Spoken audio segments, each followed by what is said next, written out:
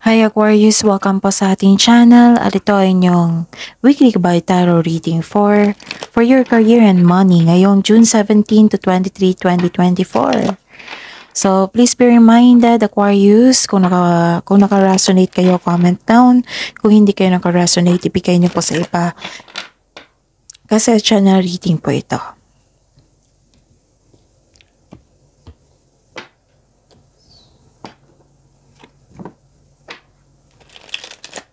Gamitin ang reading na ito bilang gabay lamang. Please like, subscribe, and click bell button for notification para updated po kayo sa daily tarot reading natin. Maraming salamat po.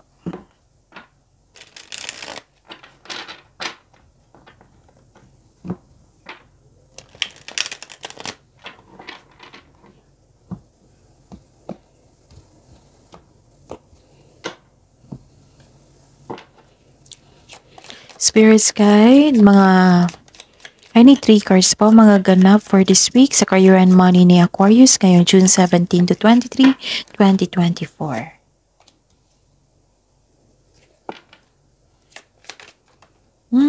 Dalawa agad.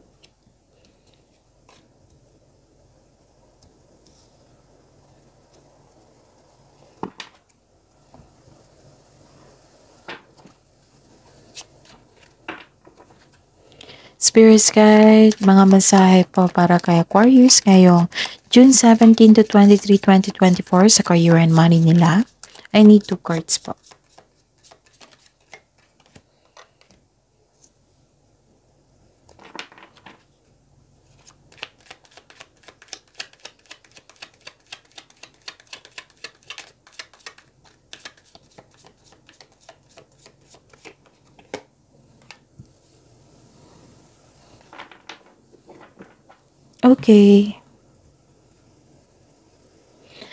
Okay, Aquarius. Ngayong week na ito, career and money nyo po, June 17 to 23, 2024.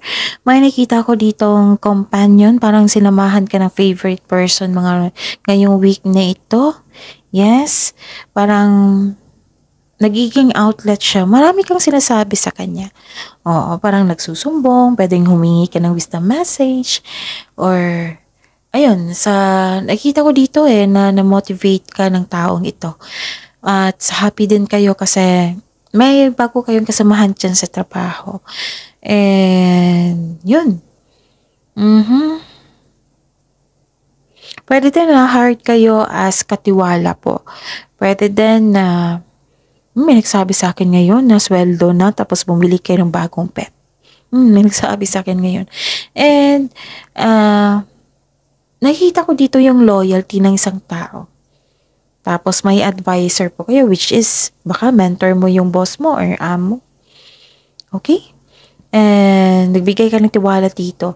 And ang ganda kasi may positive outcome, may good outcome po ako nakita, which is success. Nakita ko rin dito na happy kayo, nagkaroon ng joy, positive outcome. Yes. And mag-ingat lang po kayo sa isang tao na anong tawag dito? May masamang intention sa inyo. May paninin lang. Pwede din nakipag-rival ito sa inyo, nakipag-compete sa inyo. Mag-ingat kayo sa kanya kasi mandaraya po siya. Oo, mandaraya lang, laking inggit niya sa iyo. Kasi nakapag-rival, may tao talaga yan. Si Aquarius ayaw niya ng competition. Gusto nga niyang magtrabaho na siya lang para smooth yung transaction or process. Pero hindi natin yan maiwasan, Aquarius, na may makipag-compete. Siguro ang taas ng tingin niya sa iyo kasi marami ka ng achievement and contribution po. Yun, parang china-challenge niya sarili niyo. Pero nakita ko dito na unhealthy competition siya kasi gusto niyang nasa baba ka. Ganun. Ay, naku, itong tao to. So, may bandaraya, may tuso, ganun. May nakita kong ganyan. And, ayun, mga message sa inyo, Aquarius, is flexibility, adapt slowly by using versatility and compromise, adaptation, change, ganon. Be flexible po sa lahat ng oras. Be flexible in your methods and moving up. Career is on the rise. new offers and opportunities, and salary increase. Wow, busy naman ni Aquarius ngayong week na ito. Salary increase or waiving. Go to the next level na. So, yun nga, hindi maiwasan may nakipag-rival sa inyo kasi ang taas nyo na eh. Oo, challenge niya ang sarili niya, kaya lang mali lang yung pamamaraan niya. Yung naging unhealthy, yung gusto niya mas mahila ka sa baba, ganun. So, mag-ingat kayo sa kanya.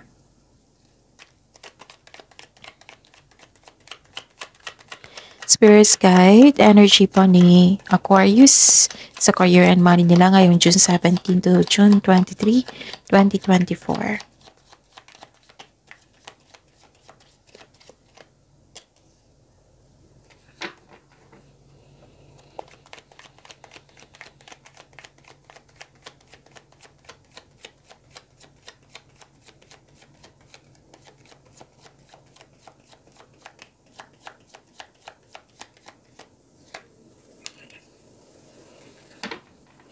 So, what's your energy? By the way, Aquarius, oo. Kung gusto niyo kung gusto niyo ng personal reading na nakafocus sa career and money, pwede din sa love reading, nakafocus sa love reading. So, PM niyo po ako for schedule. At sa mga bago dito, andito po sa baba ng description box, nakapost po ang link dyan. I-click niyo po yung link na yan para ma-message niyo po ako for inquiry and for booking. So, what's your energy? Nalungkot kayo.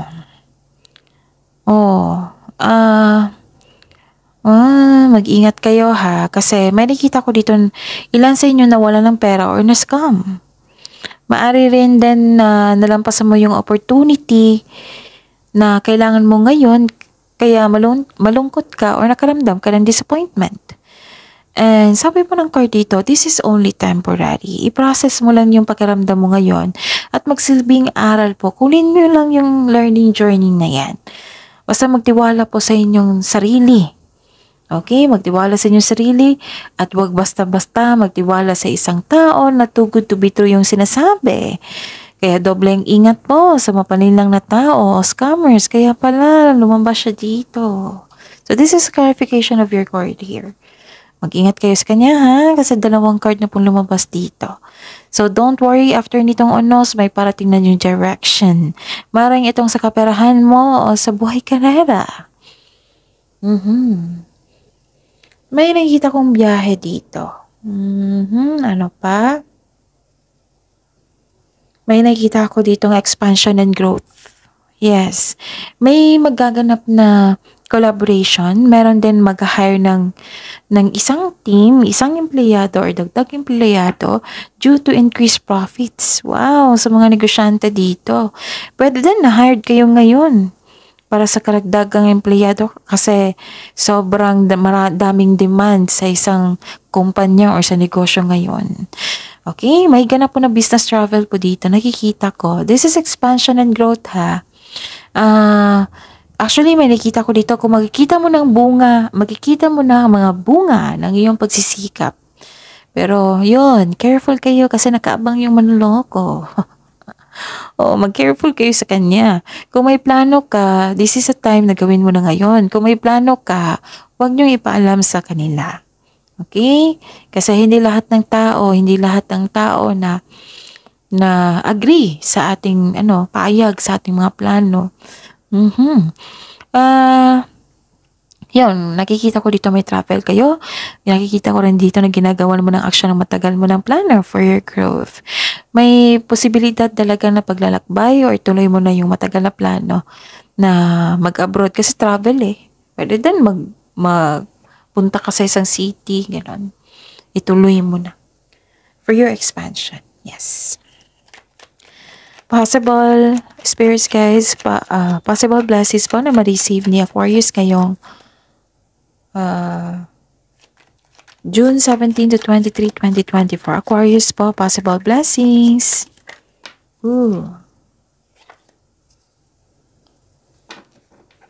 And the clarification po.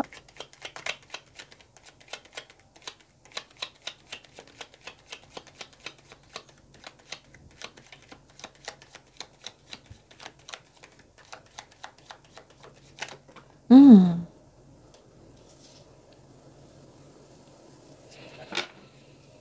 Bakit kayo nagkaroon ng hesitation dito? So, tingnan muna natin na may nakikita ko dito. Nagkaroon ng hesitation. Parang fear of change. Hindi kayo makagawa ng desisyon, pwede din hindi kayo naging wise sa inyong desisyon. Pero kung nirarush nyo yung things, wag nyong i-rush. Kasi parang nagdesisyon kayo ng biglaan dito, parang hindi nyo naisip na kung karapat dapat pa. Ah, some of you takot mag-move forward dito. Actually, so this is a blessings, right? Kailangan nyo ma-overcome nyo ito. Okay? Kailangan nyo ma-overcome ito. Kailangan nyo mag-move forward. Kasi nakikita ko dito na some of you takot sa mga challenges na encounter nyo. Na ayaw nyong mag-move forward. Baka ganun rin. Ganun. So, believe in yourself. Nagkaroon ng hesitation to step out from your comfort. Parehas kayo talaga, no? Air signs, Gemini, Libra, tapos Aquarius. Nagkaroon po kayo ng iba-ibang experience nila, pero same pa rin na yung ayaw niyong magkamali. Ayaw niyong maulit-uli yung nangyari before. O, nagkaroon kayo ng desisyon. Tapos, hindi kayo sure. Hindi kayo confident. Yung natatakot ka ba, ayaw niyo talaga na magkamali. Ganun.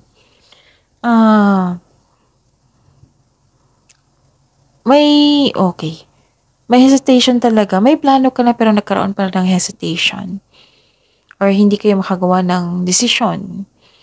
Okay, so that is a blockages. So, kailangan nyo ma-overcome yan para magkaroon ng freedom and new beginning. So, that is a blessing sa nakaabang sa inyo. Kailangan nyo lang ma-process yan, ma-overcome yan. Yung, hesitation. Okay? So, yan. Ano pa? Ano bang blessings po? Okay. May nakita ko ditong huwag kayong magpapekto sa chismis. Kasi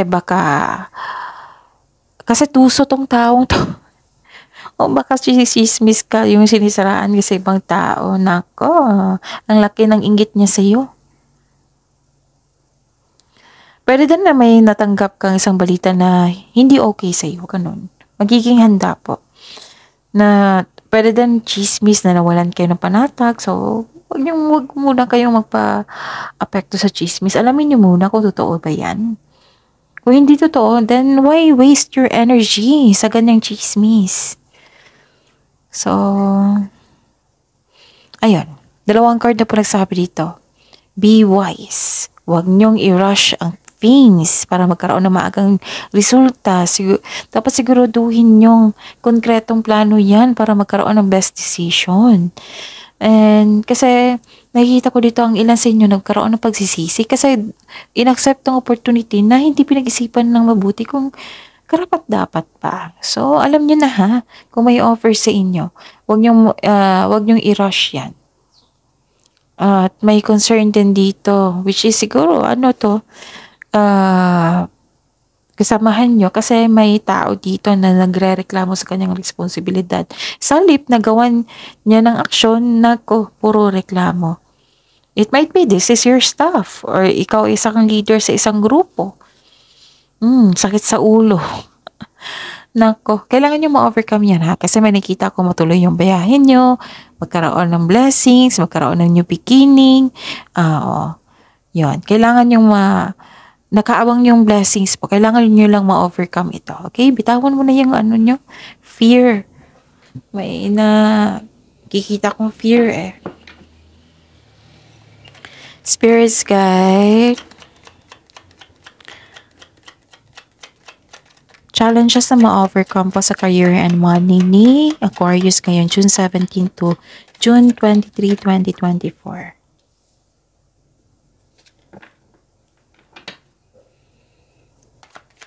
Tamang-tama para dito, diba? Hindi kayo confident dito. Dito, be flexible in your methods. Moving up, move up. Pinupush talaga kayo.